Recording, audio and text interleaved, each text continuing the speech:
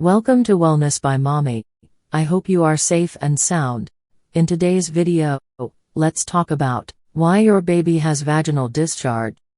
Parents, especially first-timers, are often taken by surprise when they change their baby's diaper.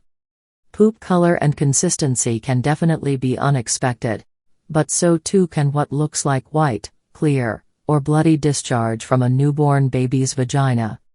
However, newborn vaginal discharge is completely normal and typically stops by around 10 days old.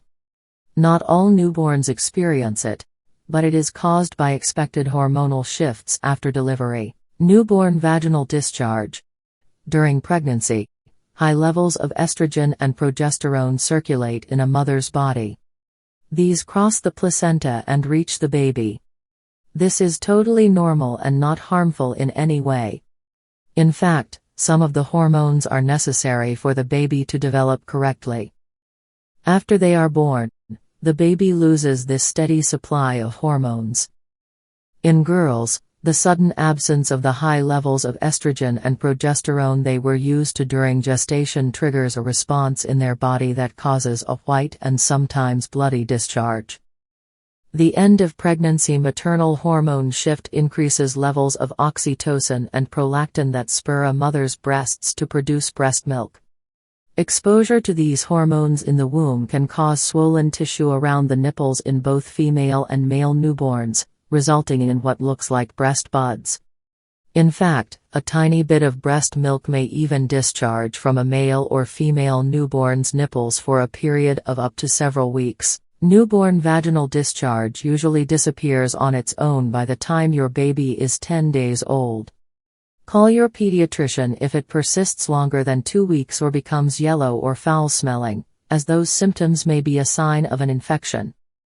Other genital concerns. In addition to vaginal discharge, there are a few other genital concerns you may notice when changing your newborn's diapers. Genital swelling, the labia, or outside lips of the vagina, and the clitoris may also look visibly swollen in newborns due to the sudden shift in exposure to maternal hormones. While this may worry some parents, this swelling is normal and not a medical concern. Labial adhesions. Labial adhesions, when the two sides of the labia stick together, are very rare, occurring in about 2% of girls. Though they can form in babies, they are more common in the second year of life. The exact cause is unknown, but the condition may occur when the labia skin is raw, usually from a prolonged diaper rash, and begins healing. Another theory is that labial adhesions occur due to low estrogen levels. Proper cleaning and bathing usually prevent this from happening or can quickly resolve it. This condition will often improve on its own as well. In fact, in many cases, studies show that such adhesions resolve or improve significantly with no intervention, besides implementing enhanced hygiene, and at similar rates compared to those who receive topical estrogen. However, if you notice this issue, contact your baby's doctor, who can usually break the adhesion with light pressure. If not, an estrogen cream may be prescribed to help the area detach without causing any skin trauma. Research indicates a success rate of around 90% using these creams. In severe cases, surgery may be needed as the adhesion could obstruct the urinary tract or vaginal opening. However, this is very uncommon.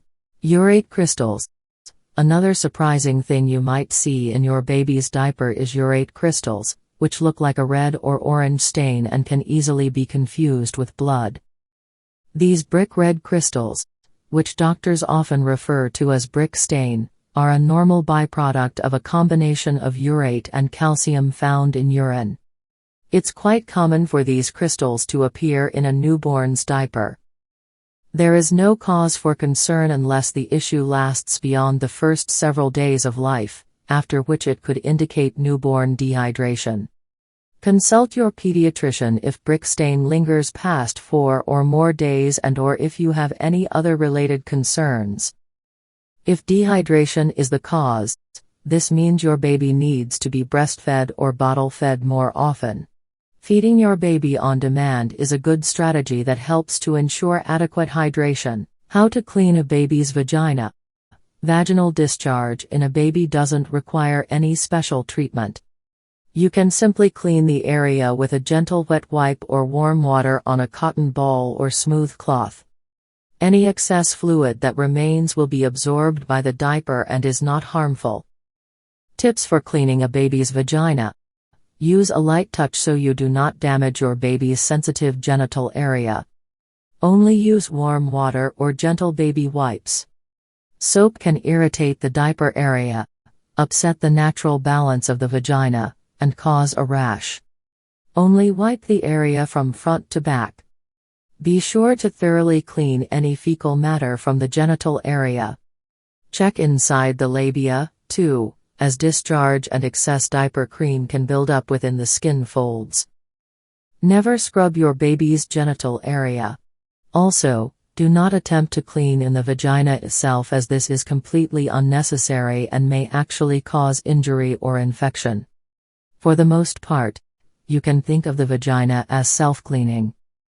Rest assured that it is normal and expected for a newborn to have vaginal discharge in the first week or so of life. However, if you ever have questions or concerns about your newborn's vaginal health, or any other health worry, always check with your baby's pediatrician. I hope you find this helpful. Please subscribe for more educative and informative videos.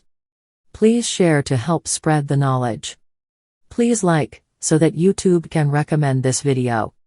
Please turn on your notification icon so you can be notified when next I drop a new video. I desire for you good health and long life.